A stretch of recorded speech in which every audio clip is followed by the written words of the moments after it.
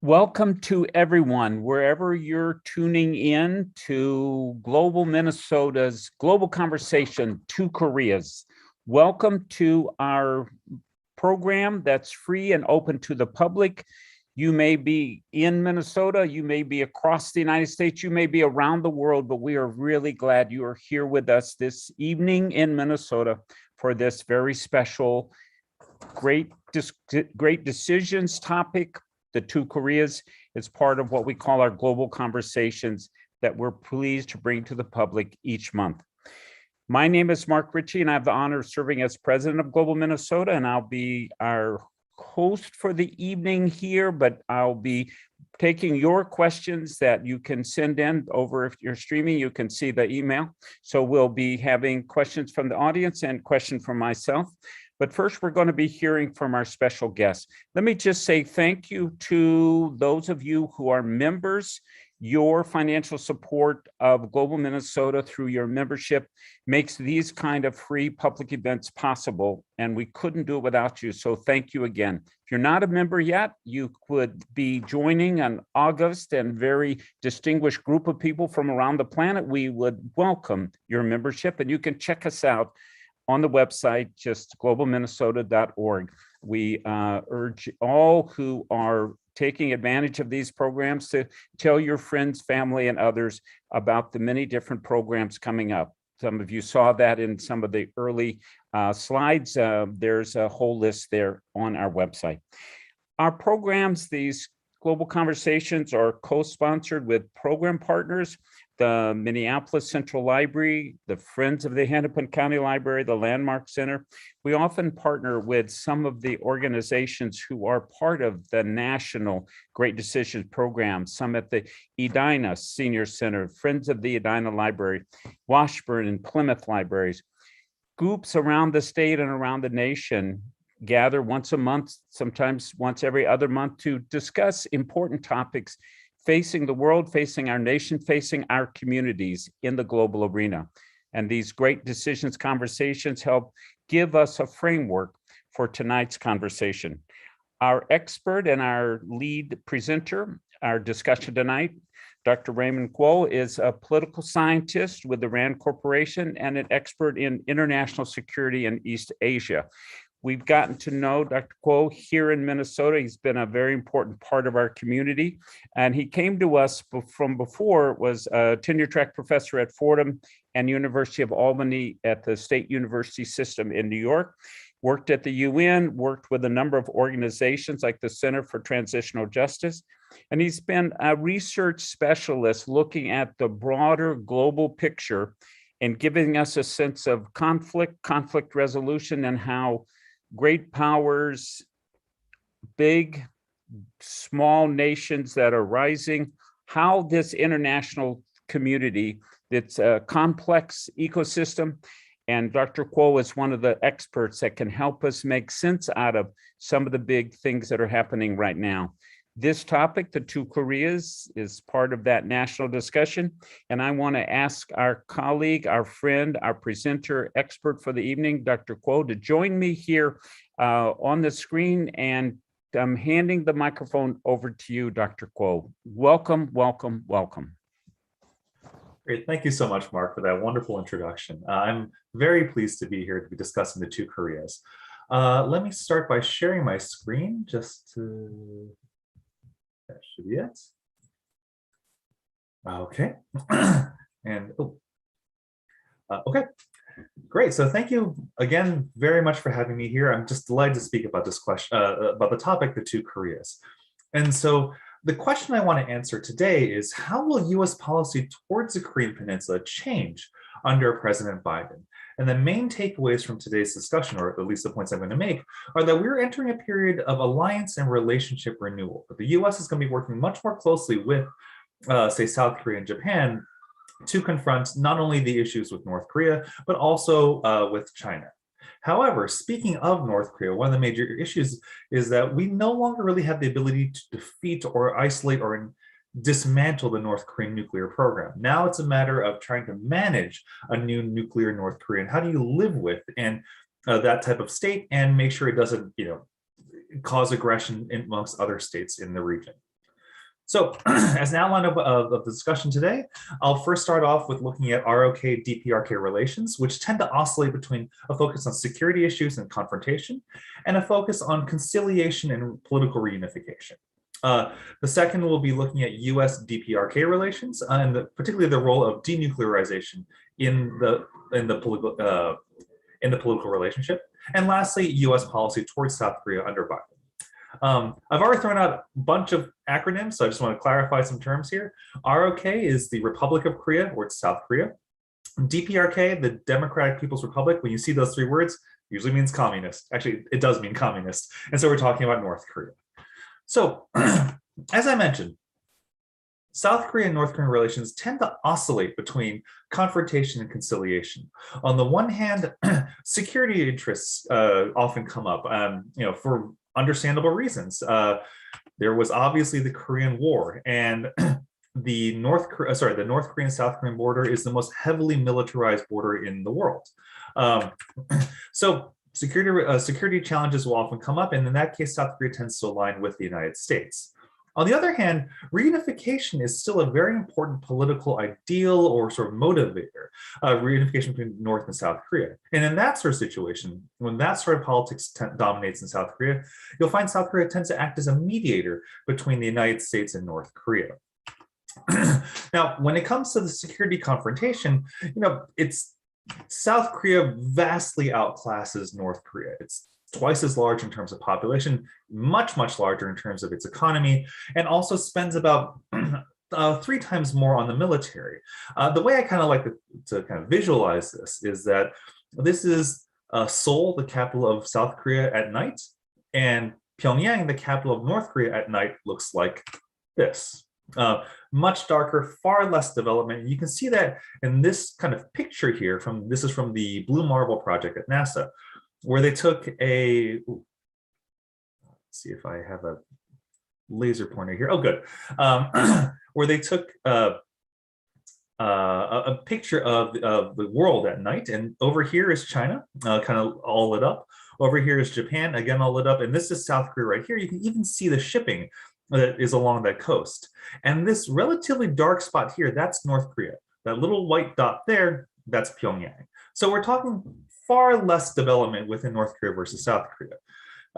However, the one area where North Korea is not outclassed is in military power.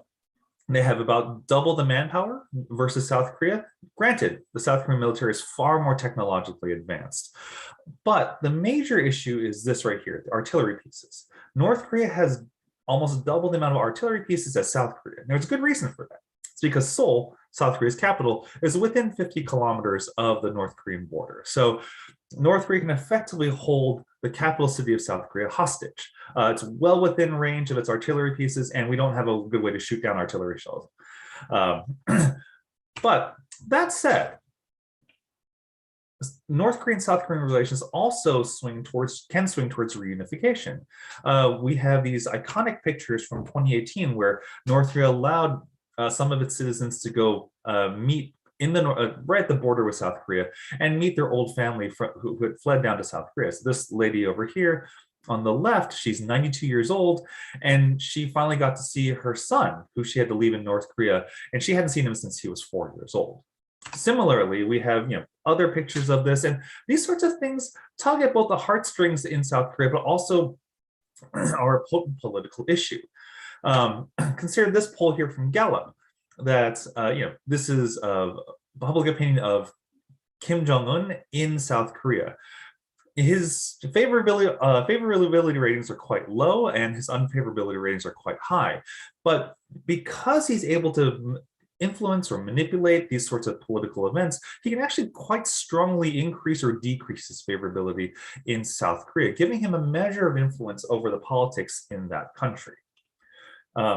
He's still underwater politically, but we're talking a 20-30 point jump in favorability just from an event like this. So where is South Korea now? That's the big question. Is it more focused on security, or is it more focused on reunification? Well, the current South Korean president, Jae-in, says that he wants to have by 2032 a joint Korean Olympics, and that Korea will stand tall by achieving peace and unification by 2045. Most people think this is just absolutely not going to happen, but it gives you a sense of where his mind is at and where he wants to go. And so as a result, he's established a number of inter-Korean dialogues and inter-Korean summits where he meets with Kim Jong-un, his counterpart. These summits are designed to find ways to promote a peaceful Korean Peninsula through stepwise disarmament and denuclearization of the entire Korean Peninsula. So North Korea gives up its nuclear weapons and South Korea gets out from under the U.S. nuclear umbrella. It wants to eliminate conflict and also promote exchange, modernizing road links, continuing talks, and establishing a liaison office in the North Korean side where the two sides can come together and meet and discuss these issues and kind of have a location for further talks. So essentially, we might think that the South Korean preference ordering is this. First and foremost, they're interested in reunification. Secondly, regional peace, in part through that reunification, improving relations, fostering peace, creating the starting conditions for greater conciliation, or at least not inciting any kind of North Korean aggression. Denuclearization comes third. Nukes are worrisome, but they're primarily a threat to the United States, not to South Korea, and so they're less prioritized than these other two policies. Now, the monkey wrench here is us. Inter-Korean peace depends fundamentally on the actions of the United States. We have a mutual defense treaty with South Korea, got I think it's 60,000 troops in Korea, and also, as I mentioned, South Korea is part of the U.S. nuclear umbrella.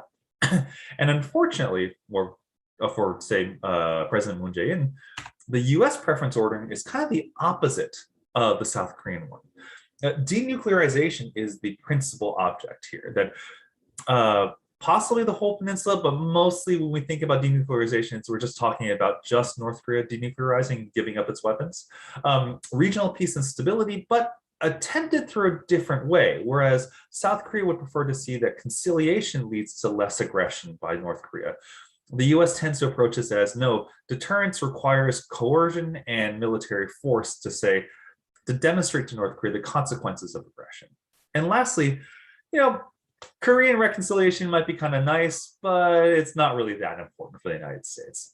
And so as a result, you'll see tweets from, say, Donald Trump talking about making threats to and risking peace and stability in order to get denuclearization. He called Kim Jong-un little rocket man. He talks about the US having a much bigger nuclear button and more powerful one, and his button works. There's no subtext whatsoever going on in that tweet.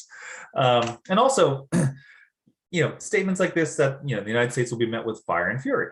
North Korea will be met with fire and fury.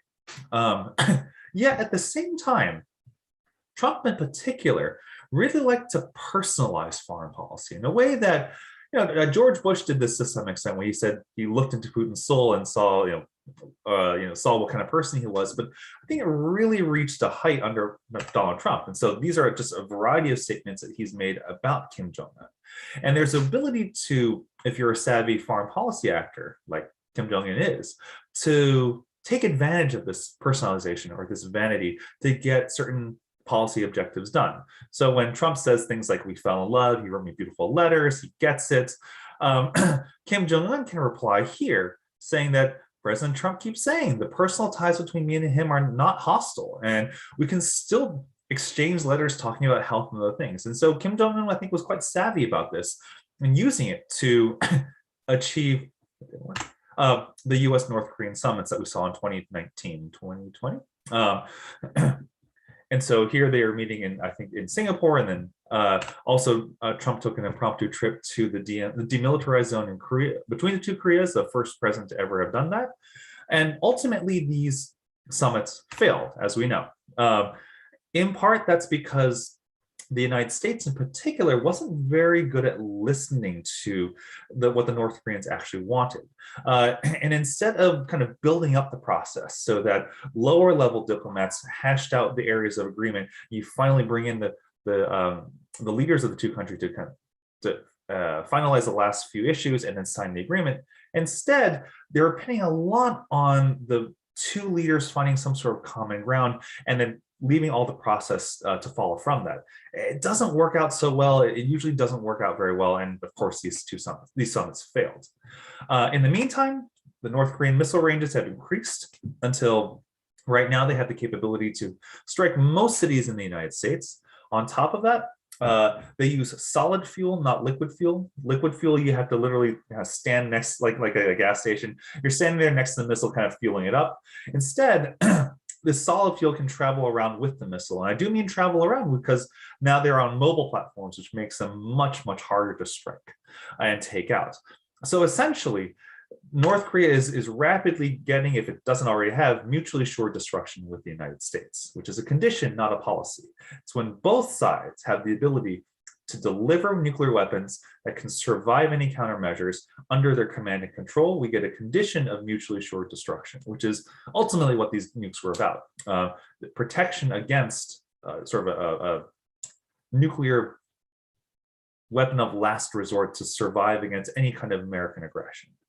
And so as a result, right now, the United States is stuck in a position where it can't really stop North Korean nuclear weapons. We can only manage the relationship with North Korea to prevent any aggression and hopefully prevent any exchange of nuclear weapons, fire and missiles.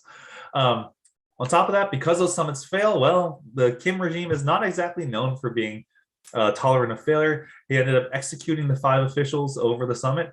And if you recall that liaison office that North Korea set up with South Korea, well, they blew it up in 2020 as a very clear indication that they were not happy with how the summit has gone with the United States, and they'll punish the South Koreans as a result.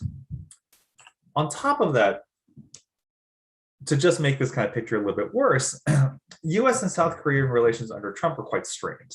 Moon Jae-in had kind of hung his hat on the fact that he would be the mediator between North Korea and South and the United States.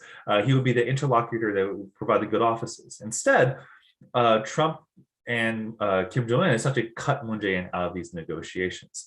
Trump also canceled what he called war games, joint military exercises with the South Koreans, which are pretty clear demonstration of the U.S. commitment to the country. And also he forced South Korea to pay more for stationing U.S. troops in Korea. All told, he essentially treated South Korea as a bit of an ancillary partner and started questioning the foundations of the military alliance and the broader relationship.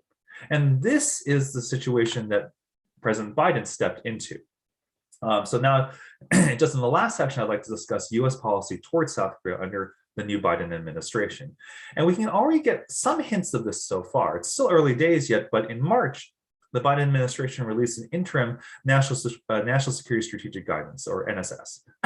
And the interim NSS makes 3 key points for this discussion. First, alliance renewal. Second, a focus on North Korean denuclearization. And third, an orienting of the relationship, the U.S.-South Korea relationship, to also tackle China. So in terms of our alliance renewal, both the NSS says that the U.S. is going to reaffirm their mutual commitment to the defense of South Korea, and also affirms that the U.S. will provide extended deterrence, that is, nuclear protection using its full range of capabilities, again, being under that nuclear umbrella. In addition, South Korea was the second White House summit meeting that the administration held. The first one was with Japan, and both Secretary of State Blinken and Secretary of Defense Austin paid their separate visits to South Korea as well. So kind of demonstrating that we want to coordinate very, very closely with South Korea, and we want to renew the alliances that had atrophied to some extent under the previous administration. Next is denuclearization. In the statements, I believe, with Secretary of State Blinken, the U.S. and South Korea emphasized their shared commitment to the complete denuclearization of the Korean Peninsula and their intent to address the DPRK's nuclear and ballistic missile programs. And I highlight the Korean Peninsula because that language in particular is a concession to South Korea. The view that it's not just North Korean nuclear weapons that's the issue, but the nuclearization of the entire Korean Peninsula, including the U.S. nuclear umbrella, that needs to be dismantled to some extent, or at least as part of this process of denuclearization. And lastly, there's managing a rising China. China is, I believe, South Korea's largest trading partner. It's obviously a close neighbor, but it's also one where they've had recently quite rocky relations. In 2017, the United States convinced the South Korean government to allow them to deploy the THAAD missile system, a terminal high altitude area defense. Essentially, the idea is that these missiles deployed in South Korea would be able to shoot down North Korean rockets coming over to the United States. They're also able to position to shoot down Chinese rockets coming over to the United States as well. And so as a result, China was quite unhappy about this. In retaliation, they launched a boycott and a variety of economic tariffs, which caused a pretty precipitous decline in cosmetics, duty-free stores, and casinos. And I mentioned duty-free stores in particular because the Chinese banned tour groups from going to South Korea. And ultimately, I think economists worked out that it amounted to about a percentage point of GDP being knocked off the South Korean economy because of this.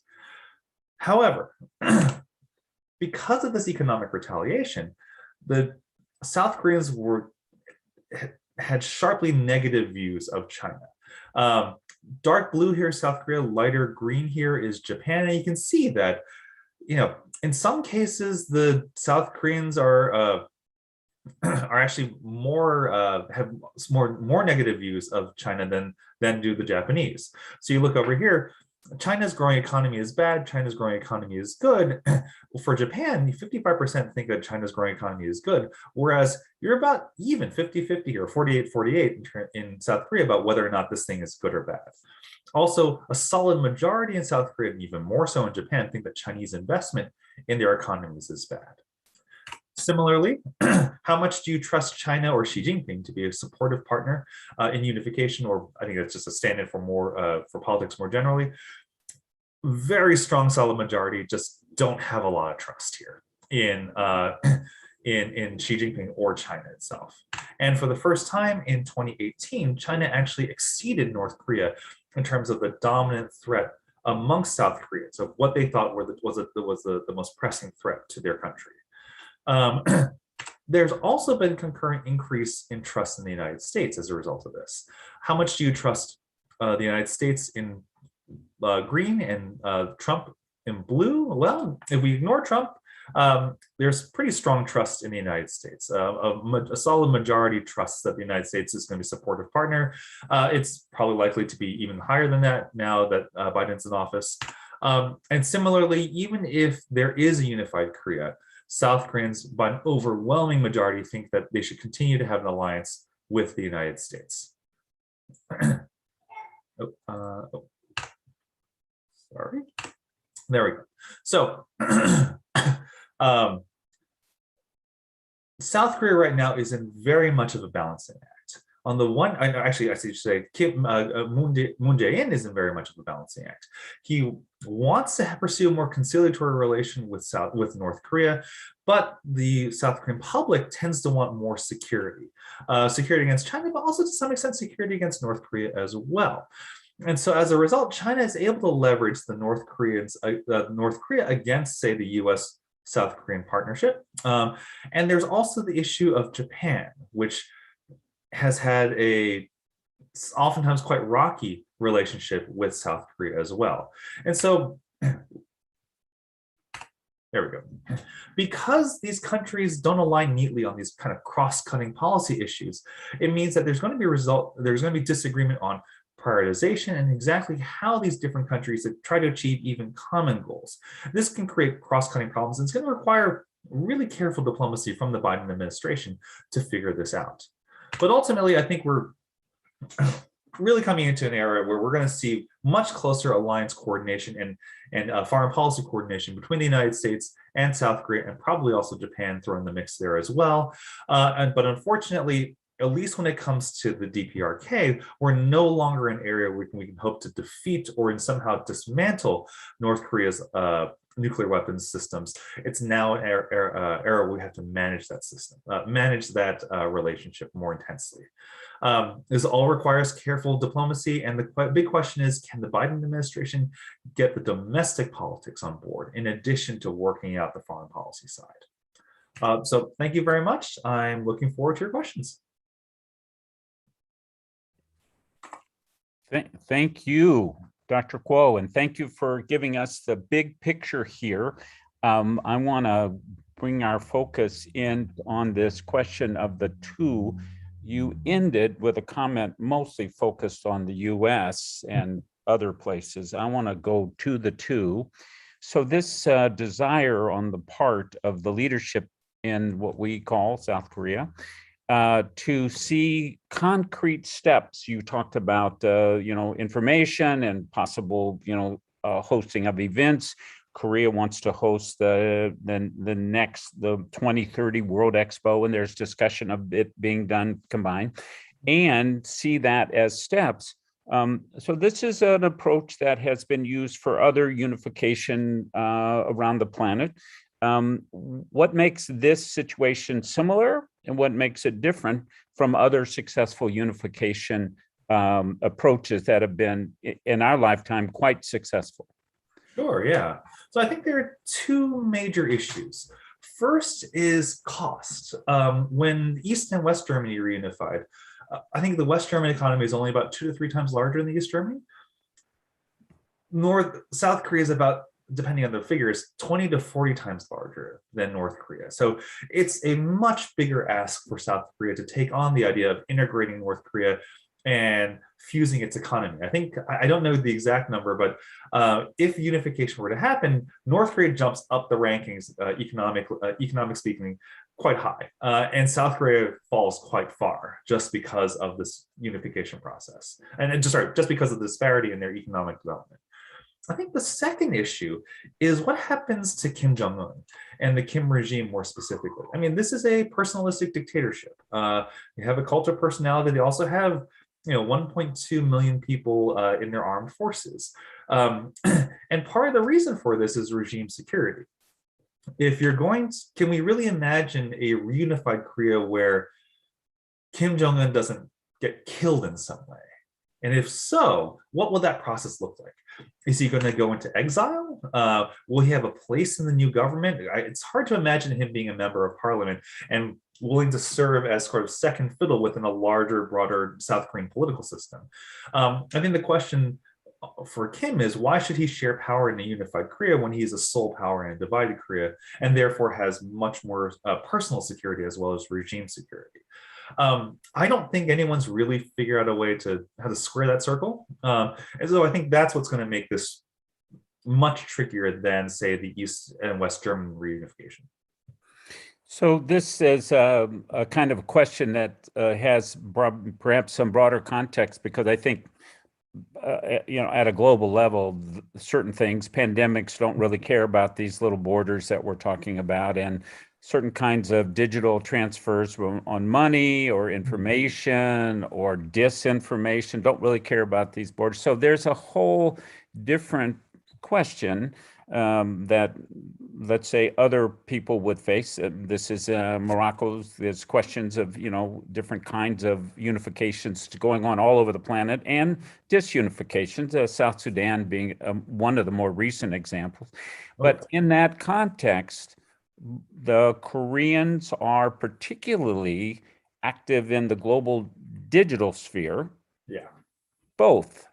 And having that kind of technological advancement in what is clearly one of the most important things about the future, what do you think that implies about cooperation, technological advancement in a kind of a, it's about data, about coding, it's about things that both have been extraordinarily successful with?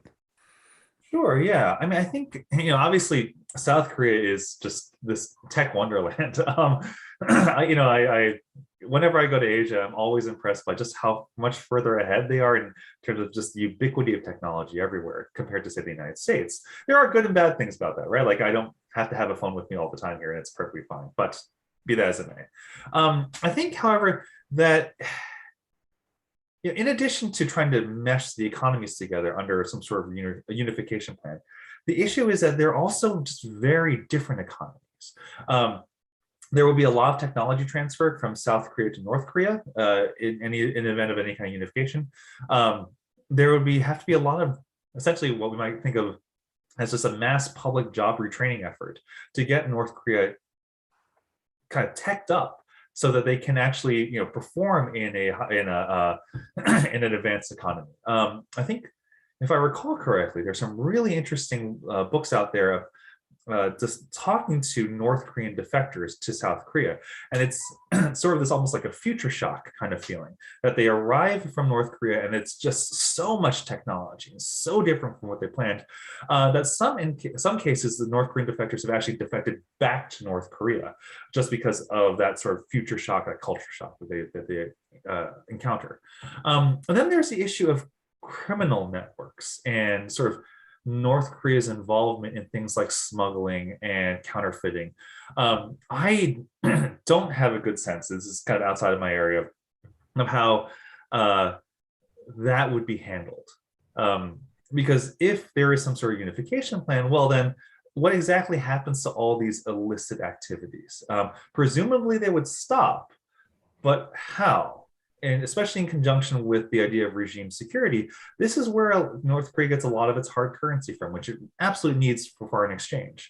How do you manage that process? Does South Korea start giving sort of cash transfers to some extent to North Korea to kind of get them over this hurdle? I just don't know, but I think it's an issue that deserves more thought.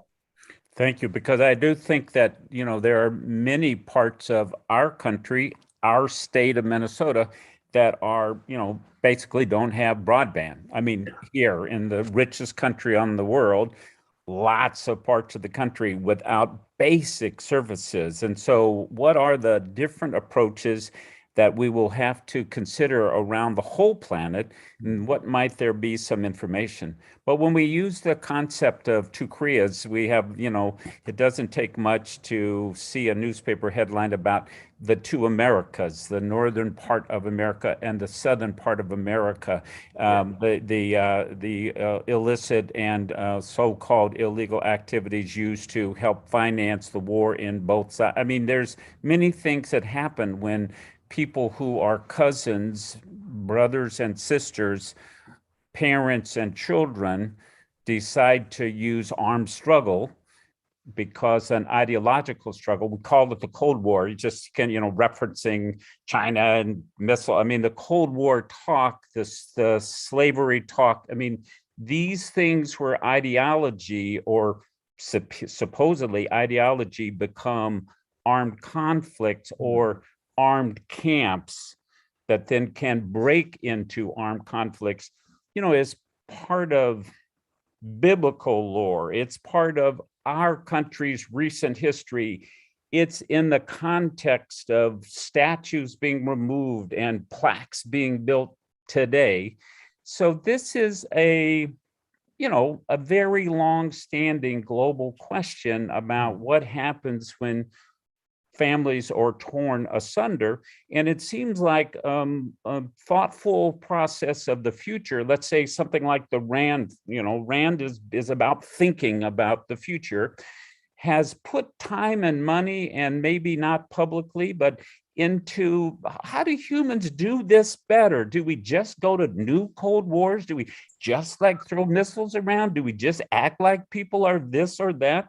Or has Rand done some thinking about how, when we have rendered asunder family by family, we try to find a way? Greeks thought that Olympics could help bring people together. In Minnesota, at Pipestone, there were special rules of how the beginning of World's Fairs were, can we stop Europe, and especially France and Britain, from warring? How about it now? What have you seen at RAND that's helping to think about how we bring together families rendered asunder? Sure. I do have to make a caveat that I can't speak for Rand, probably because I'm just Yeah, you don't have to. You're a human being in a free country. But I published a book in August on some of these issues and how so I guess that there's a big debate right now over the future of the liberal international order, which I tend to think is perhaps our way right now of trying to heal these sort of sundered wounds. The liberal international order, essentially established by the United States in the wake of World War II to avoid a lot of the causes that led to World War I and to World War II. So, for example, having international institutions where states can discuss their differences, like say the United Nations, having military alliances where you can coordinate with your allies, and in that way both A, get a little control over in terms of their foreign policy, but B, allowing them to have a little control over your foreign policy as well, so that you aren't kind of stumbling into conflicts.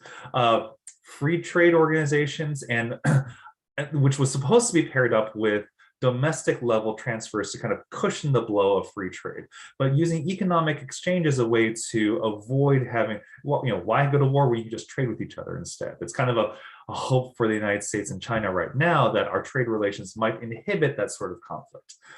Trade wars don't really help with that, but there we go. And then lastly, a focus on human rights as well and democracy. The liberal international order has been under a lot of strain recently, partly because of the United States, partly because of these rising challengers. And in the book, I argue that a lot of people are saying, well, we should just jettison the order and move towards a more transactional foreign policy, where it's a bit of every man for himself. And the US, being the largest, strongest country, is going to be able to get a great deal out of that.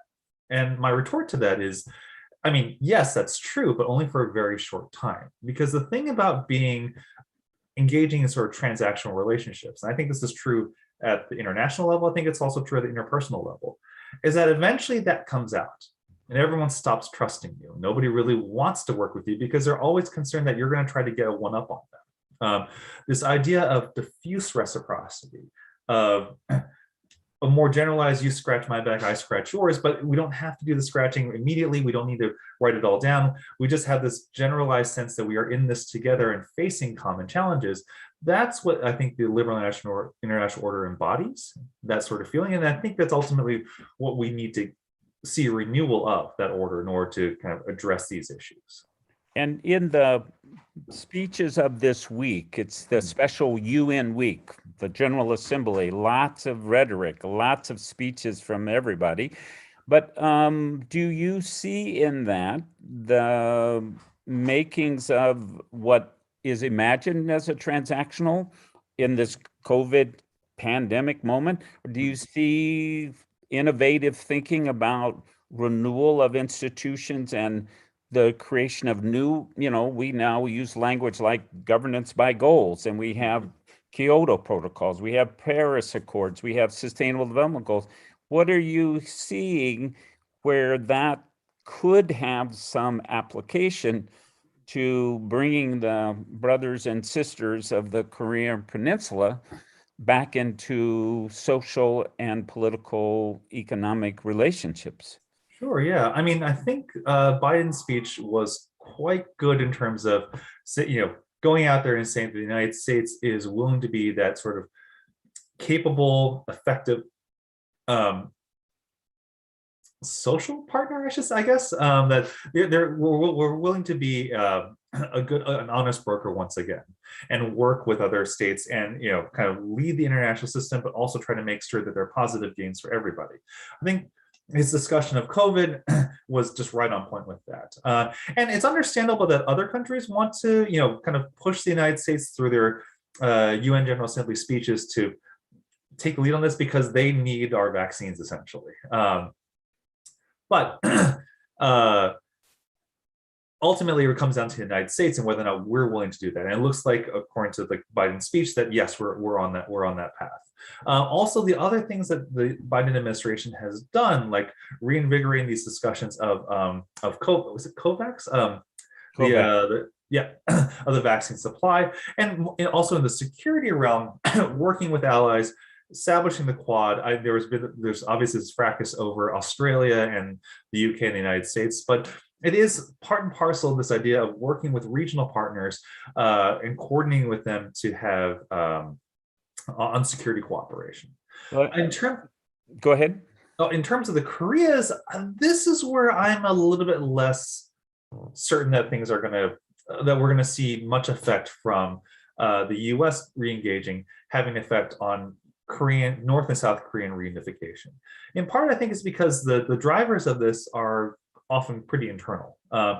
It's what's going on in North Korea and what's going on in South Korea that's going to determine whether or not, like, the scope for unification. Obviously, the United States has a role here, and with the U.S. focusing more on China, it kind of contracts that space even further. But right now, I'm not sure that Moon Jae-in has gotten enough from his sort of conciliatory policy that it's still worthwhile for him to continue down this sort of reunification path. And North Korea doesn't seem to be all that interested in either, for their own domestic reasons, which we don't really know, but it seems like that's what's We don't know. But Yeah. there's some interesting aspects to this.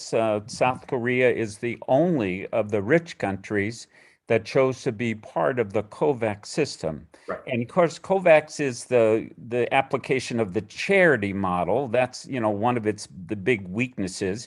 And that's partly a refusal to really live up to the Doha Agreement, which said, if there's a pandemic, people can make vaccine. And so, no, we're going to hand it over to you as charity. South Korea has taken a very, very unusual, brilliant kind of progressive position as being a rich country, part of that system. That's something there that is a different way of thinking. And I think when you find those different ways of thinking, you go, okay, now how does that apply? Because likely it's not settled. It won't be for maybe another year or 9 months, but Busan, Korea probably will be the site of World Expo, World's Fair, a big one, in the range of 2030, around the time of the Sustainable Development Goals and whatever comes after them, probably launched in that time period. It will bring world attention on Korea, South Korea in particular, but the peninsula. And it'll be one of those really interesting global opportunities. We have Olympics and we have World Cup. There are things that go on that bring attention. Can you imagine that both parts, North and South, of the two Koreas on the peninsula will see those sort of global events? I do remember that there was some sports-related interaction that went down that was pretty interesting in the Olympics. Of course, Minnesota, we like to call that the Minnesota Olympics because there were so many Minnesotans there. But, ping pong diplomacy, we're in maybe the 40th or 41st year. There are things that happen that are somewhat linked to, let's say, exogenous events, but give opportunities. Any of that might be out there in the future? Possibly. I mean, it's certainly these sort of focal international events can help move the needle a little bit. But I think the question is whether or not the North and South Koreans, let alone the United States, are doing the necessary preparatory work in the background. That you can use these events, but both what's the coordination going into it, and then what carries the momentum afterwards. That I'm less certain about. I mean, you blew up the liaison office. That's not a very good sign in terms of like the additional of setting the stage for additional cooperation. I don't know how. I don't believe there have been very much. There's been talks about that 2032 Olympics, but I don't think it's gotten much beyond talks. Certainly, the 2045 reunification date, that hasn't gone anywhere. So we have a question from the audience. What is Kim Yong-jong's role in North Korea? This is Kim Jong-un's sister, I believe, correct? Correct. Yeah. I would, if I knew that answer, I would be paid so much more. Okay, that's a very fair answer. But of course, she had a special role in visiting South Korea, being a representative of the government in that way. And it's always interesting to see where spouses, family members, others play roles in the larger. What about in South Korea? Are there informal or celebrities or family, or are there things that we don't know in the US because we just don't get enough news, but are important to be, like, for example, K-pop stars? I mean, come on. I mean, we're sitting here talking about South Korea and we're not really running the video, which we should be running the video. Yeah, Nobody has done more for the UN than South Koreans K-pop this absolutely. last week. Absolutely. So I'd start with Kim Jong-un's sister. I think one of the major issues is, yes, we just don't have enough information out of North Korea. It's really hard to say what's going on in there. Um, and there is like the sort of Sovietology aspect to it. Like we're just reading the tea leaves because we don't really know what else is, we don't have enough information to make us to analyze anyway. But I think I relate this back to sort of issues of regime survival. That oftentimes in these sort of personalistic dictatorships, you can think of them like monarchies. You tend to rely upon your close family because the family ties are what keep you going when the politics don't work out. So it's not surprising to me that Kim Jong-un, when he got into power, started killing off the parts of his family that weren't loyal to him, and that B, he started promoting the parts of his family that were loyal to him, that he could rely upon. And Kim Yo-jong is definitely one of those people. To what extent he's, for example, grooming her to be like a successor or something like that, I think that's really hard to tell. And it's just getting that kind of information out of North Korea is just extremely difficult. In terms of South Korea, what stuff are we just not paying attention to? I think, it's interesting to me in that China recently has done a whole bunch of regulations or sanctions on their own internal economy. Tech is the obvious one, where they've started interfering in, say, IPOs of major Chinese tech firms. But two other elements come out. One is essentially a much stricter regulation of the, how do I put this, the review school industry. In much of Asia, you go to school from let's say like 8:30 to like 4, which is just I have 2 young kids. That's just much better timing. And then the kids go out for a little while. They eat, often like these are in cities, so it's the food is plentiful and cheap there. And then they go to a review school afterwards from like, let's say 6 to 9:30, something like that. China has just recently banned that, or put a lot more regulations on it. And the other big one is video game playing. And the Chinese youth are only allowed to play video games for 3 hours a week, 1 hour Friday, Saturday, and Sunday. And part of the reason for that was because of the model of what happened in South Korea, that just like in South Korea, there are these big sort of fan bases, and they start attacking each other. They can start manipulating markets to some extent and the price of goods just because of how big they are. You think back to last year's rally, I forget where the Trump administration thought there was going to be this enormous rally. And it ended up that kind of the millennials, or actually younger, because whatever is younger than millennials, I think are they Gen Y, Gen Z? I'm not sure what they're called. They went out and coordinating through, say, K-pop fan clubs, bought up all the tickets. South Korean K-pop fan club. Yeah. Exactly. And so that is terrifying to say a party like the Chinese Communist Party, which doesn't like to see unregulated or uncontrolled mass movements. If there's one thing that I think that has really had like that impact, it's K-pop. Like, that's, we talk about South Korea's sort of political effects. That is enormous. This like was the genesis of this idea.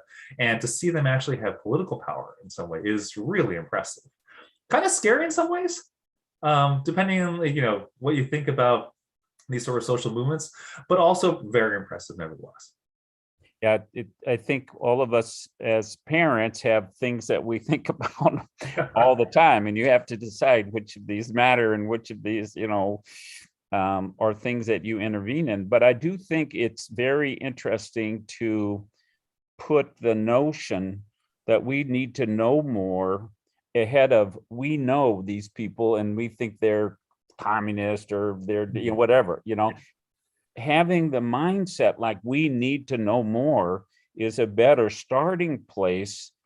And it's probable that younger generations have more of an opportunity to have a proper starting place than perhaps an older generation. And so I'm wondering if there's an element of this K-pop global, like the hip hop global. These are things that could be real inspirations of hope, mechanisms of communication and understanding and peacemaking. And maybe they can help all of us turn our brains away from let's recreate the Cold War or let's attack this person or this party or that, to like, hey, let's try to understand, let's find the things that we share. Let's figure out, like, how do families get torn apart and what are the elements of families coming back together? Because what COVID did is say, you guys might be fighting about this or that parallel over there, but like, forget it. What kind of fools are running these think tanks and these discussions and these governments? Let's think about what it is. And so watching those K-pop stars at the UN, going in and out, and, just, this is a different way of saying to all of those naysayers and all those eye rollers and all those cynical people who just dismiss the UN or dismiss the Supreme Court, or, there is a statement about the necessity of finding a way forward that was maybe the message of the post-Second World War generation that got mixed up with, well, that means A, B, and C. No, A, B, and C might be useful and they might work, it might not, but the real thing is we can't go on like this.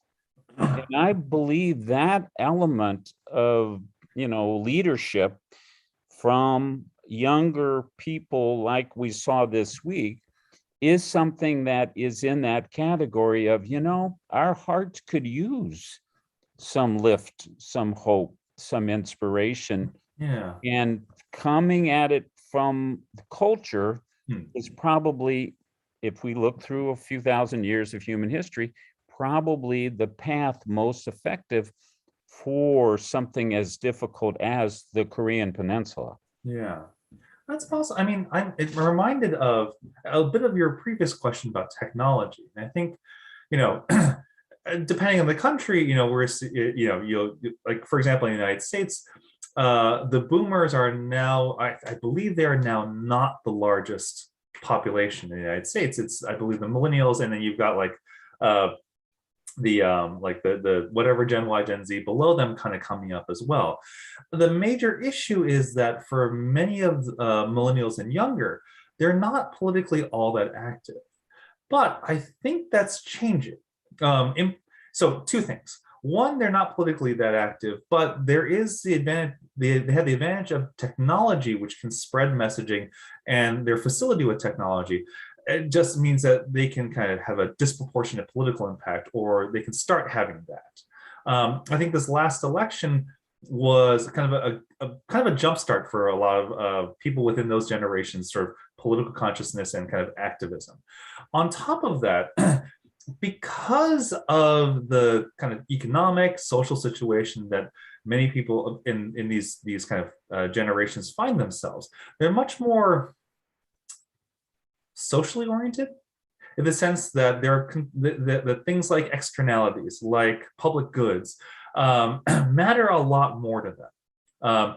The focus on climate change on the one hand, or COVID on the other, I think kind of taps right into this, that we're all in this together, and we can't wait for kind of the me alone kind of philosophy to play itself out. We have to actually actively take charge and kind of engage politically. And I think this is also true within much of Asia, South Korea in particular, but you also see this in Taiwan, to some extent in Japan, but certainly places like Hong Kong and Thailand, where younger generations are leveraging their sort of social media savvy and technological prowess in order to kind of have outsized political influence, which I think to some extent is a good thing. A very hopeful sign. Yeah, because they are oriented towards, say, public goods, common good oriented policies. I think this is one of the things that creates that context that prepares the ground. If the young who are, we're heading towards 1 million deaths with COVID, and it's going to be mostly boomers. And so the last election was determined on 100,000 votes, and we're talking about 1 million boomers being taken off by COVID. Yeah. And so there is political change that comes by different means, and it's interesting to watch. But you painted for us a picture of a generational change that has an awareness of externalities and appreciation of the threats, but also solutions. I know issues around justice, Yeah. racial justice, gender equity. These things are the things that we see. And I'm very encouraged that you also see what I have experienced some is that in Asia, this is a very powerful force. And maybe the topic of the two Koreas, our topic for this evening, is one that, brings a focus and we can look at it from all the sides we have. And then there's this beautiful noise, this beautiful music, this beautiful young people bringing out some other things, finding themselves in front of the UN and dancing through the halls and into the garden where the gun with the barrel that's tied into a knot so it will never kill another child in North Minneapolis